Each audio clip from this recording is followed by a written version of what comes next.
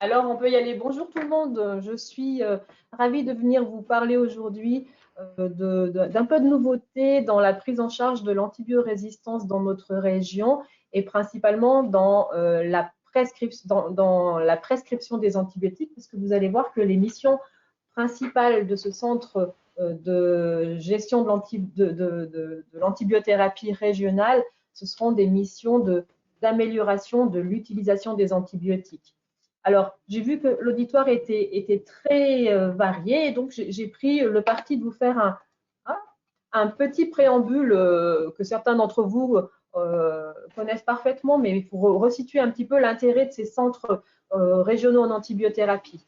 Donc, vous savez, bien sûr, vous êtes tous, vous, très au courant du fait que les résistances bactériennes sont en évolution permanente. En Europe, on estime qu'il y a environ 25 000 patients qui décéderaient chaque année d'une infection à BMR qui n'a pas pu être traitée. Et donc, aucune prescription n'est sans risque. Toutes les prescriptions d'antibiotiques vont jouer un rôle sur la résistance. Il va falloir agir, essayer d'agir sur la plus grosse partie de ces prescriptions d'antibiotiques. C'est un vrai. Je crois que tout le monde n'a pas éteint son micro. Donc, si vous pouvez éteindre votre micro, ce serait bien. Donc, c'est un vrai enjeu de santé publique et c'est l'affaire de tous, puisqu'il faut qu'on arrive à épargner les antibiotiques qui sont un bien durable. J'en veux pour preuve cette étude qui est plus française et qui date de 2012 et qui a essayé d'estimer la morbidité, la mortalité des infections à bactéries multirésistantes aux antibiotiques en France. Et vous voyez que ces auteurs ont rapporté en France en 2012 presque plus de 158 000 infections à germes multirésistants, responsables de 12 500 décès en 2012. Donc, il y a de grosses actions à mener sur le plan de la gestion du risque de transmission d'infections, sur la gestion des infections nosocomiales. Et il y a aussi beaucoup d'autres actions à mener pour limiter la pression des antibiotiques, donc sur la prescription. Ce rapport de la NSM faisait une photographie assez intéressante de la prescription qui a guidé les réflexions pour la mise en place de ces centres de référence. On voit qu'à l'hôpital, la pression de sélection antibiotique est très élevée, puisque si on prend un jour donné à l'hôpital, il y a 4 patients sur 10 qui reçoivent une dose d'antibiotique ce jour donné. C'est à peu près ce que vous avez dû voir tous lorsqu'on fait nos enquêtes de prévalence de l'infection nosocomiale. C'est presque la moitié des patients ont un antibiotique. Et donc, on a beaucoup travaillé, nous, infectiologues, sur la prescription des antibiotiques à l'hôpital, à l'intérieur de l'hôpital, depuis les années 2000, sous l'impulsion de Kouchner principalement, qui nous avait demandé de mettre en place des comités des anti-infectieux, des centres de conseil, des référentiels de prescription. Donc, on a vraiment beaucoup travaillé à l'intérieur de l'hôpital. Mais si on regarde ces données de la NSM, on se rend compte que finalement, c'est le petit bout de la lorgnette, l'hôpital, puisque 90% de la consommation des antibiotiques va se faire dans le secteur de ville, alors que moins de 10% se fait à l'hôpital. Et si on prend la prescription des antibiotiques en ville, 70% des prescriptions vont se faire sur la saison de l'hiver et principalement sur les affections des voies respiratoires. Donc, la réflexion s'est faite autour principalement de cela. On a certes réussi à diminuer la consommation en France après des actions, non pas de formation des médecins généralistes, mais de la population. Hein, vous vous rappelez des spots sur l'antibiotique, c'est pas automatique, mais ça réaugmente très régulièrement depuis 2010 et ça n'arrête pas de réaugmenter. Donc, il faut agir sur la prescription qui est non hospitalière en ville. Il faut agir aussi principalement, une des voies d'action, c'est vraiment la durée de prescription des antibiotiques, puisque issu du même rapport de la NSM, on voit qu'en France, les durées de prescription sont trop longues. Pour un épisode infectieux donné, 7 jours en général suffisent. Il y a quelques indications où on a besoin de durées longues, comme ça, là, 90 jours ou 30 jours, mais ce sont des infections hospitalières très rares. Pour la plupart des infections, 7 jours suffisent et on a 20% ici à 6 jours, des prescriptions de ville qui durent 6 jours, 17% qui durent 7 jours et beaucoup de prescriptions sur lesquelles on peut gagner pour limiter la durée de prescription. Vous connaissez parfaitement ça. On consomme en ville on consomme en France par rapport aux autres pays européens beaucoup plus. Ce sont des consommations exprimées en doses définies journalières pour 1000 habitants, donc c'est comparable d'un pays à l'autre. Et vous me l'accorderez, aux Pays-Bas ou en Suède, ils ne présentent pas plus d'infections bactériennes qu'en France, en Grèce, à Chypre ou en Roumanie. Ça, c'était en 2015, c'est un petit peu amélioré. On a gagné une étape, mais à peine.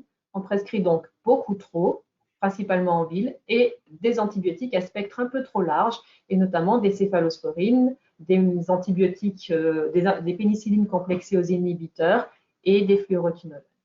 Donc, ça, c'est la moyenne européenne. On est bien mauvais par rapport à la moyenne européenne. Mauvais élève pour la prescription. Donc, il y avait vraiment quelque chose à faire. Cette prise de conscience, elle existe depuis donc, les années 2000 pour l'hôpital. Elle s'est accélérée pour la prescription de ville communautaire depuis les années 2010, donc 10 ans après. 10 ans pour faire ce qu'on avait à faire à l'hôpital, puis 10 ans pour se dire que ça ne suffit pas. Et depuis cette date, il y a eu plusieurs plans qui ont été plus ou moins mis en action. Je voudrais vous citer principalement le premier rapport de l'OMS sur l'antibiorésistance, le premier rapport de la Task Force sur les bactéries hautement résistantes de Carlet en juin 2015 pour essayer de trouver toutes les actions qui permettraient de réduire la consommation des antibiotiques. Un plan encore important, c'est la feuille de route interministérielle qui, pour la première fois, a commencé à dire bon, il faut des structures de coordination régionale pour essayer d'améliorer cette prescription. Et puis peut-être la mission SPARES ici de 2019 qui vous concerne plus particulièrement et qui a comme principale action de travailler sur la surveillance de l'antibiorésistance et des consommations. Donc, on a quand même progressé sur l'idée de comment on doit couvrir le territoire pour développer la politique de bon usage des antibiotiques et donc de la prescription. Et on a depuis mai 2020, donc juste après la première vague Covid, ça a été difficilement audible, hein, parce que c'est vraiment venu l'année dernière, cette circulaire. Une circulaire qui nous recommande de mettre en place une organisation territoriale pour le bon usage des antibiotiques. Cette circulaire, elle définit l'ARS comme étant le responsable de la politique du bon usage du territoire dont elle s'occupe et lui confie comme cible la diminution de 25% de la consommation des antibiotiques d'ici 2024. Et comme grands axes d'action, d'abord la mise en place de centres régionaux en antibiothérapie, donc pour chaque ARS, la mise en place d'un centre régional en antibiothérapie, qui serait une instance de pilotage régional des actions de bon usage des antibiotiques, qui devrait travailler en collaboration étroite avec le CEPIAS, donc les centres régionaux de prévention des infections liées aux soins. Première étape, donc, ce centre régional, avec une circulaire qui définit ce qu'il doit être, une circulaire financière qui budgétise la création de ces centres régionaux, qui est sortie à peu près quelques temps après, avec des appels à projets à l'automne 2020 pour des réponses en novembre 2020. Le deuxième temps de ce plan antibiotique territorial, ce sera le développement ou la mise en place d'équipes multidisciplinaires en antibiothérapie. Certaines existent déjà et devront être étoffées, optimisées. D'autres n'existent pas du tout et devront être mises en place. Ces équipes multidisciplinaires en antibiothérapie, ce sont des effecteurs locaux de la politique du bon usage des antibiotiques avec une action territoriale en dehors de l'hôpital. Je vous ai dit, on a beaucoup travaillé, infectiologues, à l'intérieur de l'hôpital pour essayer d'améliorer la prescription. Ben là, le but de ces équipes qui sont adossées à des CHU ou à des centres hospitaliers de grande taille, c'est de sortir de l'hôpital et d'avoir une action sur le territoire qui correspond aux liens effectifs qui existent. À minima sur le GHT, mais ça peut être différent. Et ces effecteurs locaux peuvent être issus de centres hospitaliers publics ou privés, et ça peut être aussi des équipes privées qui ont une action transversale en ville. On en connaît quelques-unes dans notre région. L'intervention de ces équipes doit se faire sur les 3 secteurs de l'offre de soins et ils doivent constituer le premier appui des correspondants en antibiothérapie qui vont continuer à travailler dans les plus petites structures. On va voir en détail. Donc ça, c'était l'organisation proposée par la DGS qui va s'avérer être efficace à la lumière de la crise sanitaire qu'on vient de vivre. Et c'est vrai que ce maillage territorial, il préexiste et il fallait juste un petit peu le formaliser. Donc, une collaboration CRATB, Centre de référence en antibiothérapie, naissant avec les CEPIAS bien déjà installés et ancrés qui vont pouvoir aider à la mise en place de ces centres de référence, enfin en tout cas au réseau. Ces deux actions au niveau des centres hospitaliers de grande taille sur les équipes multidisciplinaires en antibiothérapie qui vont collaborer à leur niveau avec les équipes opérationnelles d'hygiène. Nous, ça à Grenoble, vous allez voir, on connaît bien, hein, on collabore vraiment avec l'équipe opérationnelle d'hygiène. Et ensemble, action sur le territoire des centres hospitaliers, avec lequel travaille le centre hospitalier en question, avec les médecins généralistes, les correspondants des autres établissements de santé plus petits, par exemple du GHT, mais pas uniquement, des autres établissements de santé et des établissements médico-sociaux. Ça fait un maillage territorial à 3 niveaux. Un centre régional en antibiothérapie qui a plutôt un rôle de pilotage de la politique du bon usage des antibiotiques dans la région. Un niveau opérationnel que sont les équipes multidisciplinaires en infectiologie, effecteurs de la politique au niveau local pour leur propre établissement de santé et pour les plus petits établissements et les médecins libéraux de leur territoire de santé. Puis un niveau de proximité plus forte avec les correspondants en antibiothérapie qui vont venir compléter le dispositif, qui sont les anciens référents, qui sont ces praticiens formés en infectiologie, relais des équipes multidisciplinaires en infectiologie dans les établissements de plus petite taille. Vous avez compris qu'on a obtenu le financement de ce premier niveau. Le financement de ces équipes multidisciplinaires va arriver, est en cours de discussion, et les correspondants sont déjà bien installés dans les différents hôpitaux du territoire. Donc, en pratique, 17 CPS existants qui vont devoir collaborer avec 17 CRATB pour cette politique, pour l'animation territoriale. Alors, vous connaissez certains centres de référence en antibiotiques qui existent déjà depuis plusieurs années, de nombreuses années, et qui ont servi pour pouvoir réfléchir à ce que devait être un centre de référence.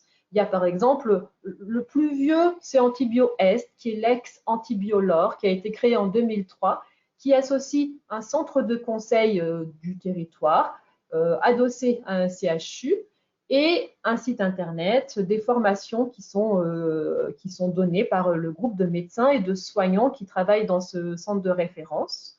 Un autre bien connu, c'est Medcal, vous le connaissez, créé à peu près en même temps, juste quelques mois après, en 2003, qui lui aussi associe ce centre de conseil avec des référentiels, des informations mises à jour de façon très, très fréquente et un centre de conseil qui donne peu de conseils puisque les conseils en antibiothérapie, ils sont plus efficaces, plus utiles quand ils sont faits en proximité avec ce qu'on va avoir, les équipes multidisciplinaires en antibiotiques.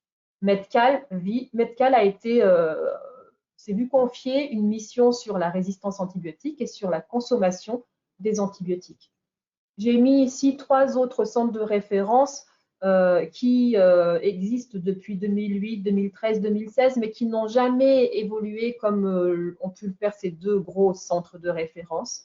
Donc, il y a le programme primaire en Franche-Comté, une initiative qui s'appelle Abri en Bretagne et une autre qui s'appelle Norme Antibio en Normandie. C'était principalement des infectiologues qui se mettaient ensemble pour faire un centre de conseil plus efficace.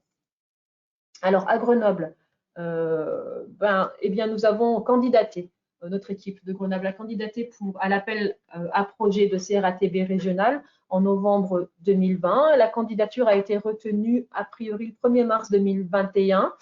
Un peu de retard à l'ARS parce que comme tout le monde, ils sont sous l'eau à cause de Covid, donc nous n'avons pas eu de confirmation officielle par un courrier, mais simplement un coup de téléphone. J'aurais bien voulu vous mettre le courrier qui confirme, mais je ne l'ai pas encore. Donc, le centre de référence va s'installer à Grenoble. Vous voyez, Grenoble, notre région, elle est vraiment très grande et nous, on connaît, enfin, le CHU de Grenoble travaille vraiment volontiers avec l'arc alpin, mais on avait besoin d'avoir des relais, des antennes dans d'autres CHU pour pouvoir avoir une transmission de nos missions, de nos décisions plus facile avec des réseaux déjà efficaces. Donc, il y a 3 antennes dans notre projet, 3 antennes ont été associées à notre centre de référence. Une antenne, je crois qu'il faut, voilà, une antenne aux HCL, au CHU de Saint-Étienne et au CHU de Clermont-Ferrand pour essayer de couvrir de façon importante, plus facile ce territoire. Merci beaucoup.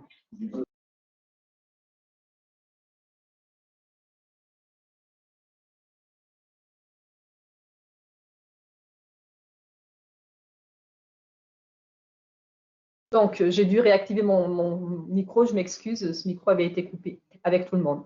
Donc, Grenoble, on a postulé pour ce centre de référence puisqu'on a une grosse activité transversale et dans le cadre du bon usage de l'antibiothérapie depuis longtemps, notamment avec un centre de conseil assez optimisé, ouvert H24, c'est une hotline, beaucoup de travaux à ce sujet, avec des avis donnés dans le CHU, dans les centres hospitaliers périphériques, pour les médecins libéraux. Donc, ça s'appelle la CMI et ça nous a donné un petit peu l'antériorité. Mais on avait aussi travaillé sur le territoire, sur le GHT, avec un poste financé de façon expérimentale par l'ARS pour le docteur Mounayar qui a établi une autre politique de bon usage des antibiotiques sur tous les établissements du GHT. Beaucoup travaillé en prévention avec des collaborations sur les structures de la ville et avec la gériatrie pour les EHPAD notamment. Donc, on avait une antériorité qui rendait ce centre possible et il ne pouvait n'être efficace et utile qu'avec le recrutement d'un praticien dont ce serait le travail à temps plein de coordonner les actions de la région. Et donc, nous recrutons le docteur Philippe L'Esprit, qui est infectiologue actuellement en poste à Mont-d'Or, qui a fait toute sa carrière sur le bon usage des antibiotiques, qui est responsable du CRATB, qui sera responsable du centre à partir de septembre 2021. Il est membre du groupe de recommandation de la SPILF, il a été membre longtemps du groupe bon usage de la SPILF, et il va travailler avec un médecin généraliste dont le recrutement n'est pas encore tout à fait terminé, dans le centre pour mener des actions à viser principalement des médecins généralistes. Je vais passer rapidement sur le fonctionnement du centre. C'est un fonctionnement classique avec un comité de pilotage, des médecins identifiés dans les différents CHU pour être nos liens dans les antennes.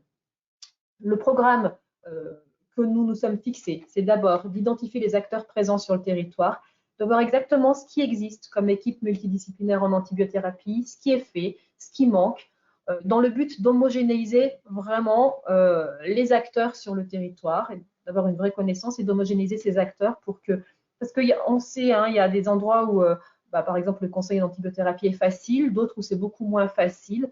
Donc, la première étape, la plus difficile, ça va être d'homogénéiser tous ces outils pour la politique de bon usage. Il nous faut collaborer avec les réseaux de médecins généralistes qui existent, puisque c'est dans ces 90% d'antibiothérapie en ville, une grosse partie de la prescription.